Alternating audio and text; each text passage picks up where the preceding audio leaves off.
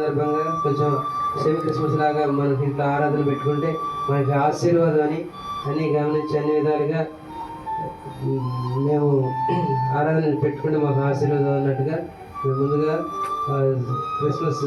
Semi Christmas లాగా కొంచెం ఇంట్లో కుటుంబ ప్రార్థన పెట్టుకుంటే దేవుడు అన్ని విధాలుగా మమ్మల్ని ఆశీర్వించుకుంటే వస్తున్నాడు.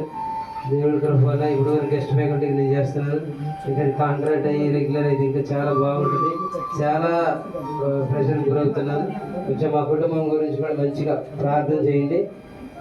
అందరికీ వందనాలండి. వచ్చిన ప్రతి ఒక్కరికి ప్రేమిస్తున్నాను.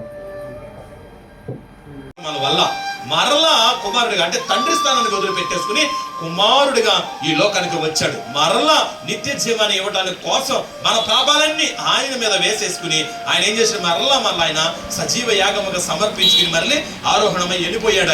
ఆయన వెళ్ళిపోయి ఆ నిత్య జీవాన్ని మనకి మరలా ఇవ్వడానికి కోసం పరిశుద్ధాత్మ ద్వారా ఆయన మన మధ్యలో కార్యాలు చేస్తూ ఉన్నాడు. ఇప్పుడు జరిగేది మొత్తం సమస్తం పాట గాని ప్రార్థన గాని వాక్యమే గాని సమస్తము కూడా ఇప్పుడు ఎలా నడిపించబడుతుంది? పరిశుద్ధాత్మలో నడిపించబడుతూ ఉన్నది.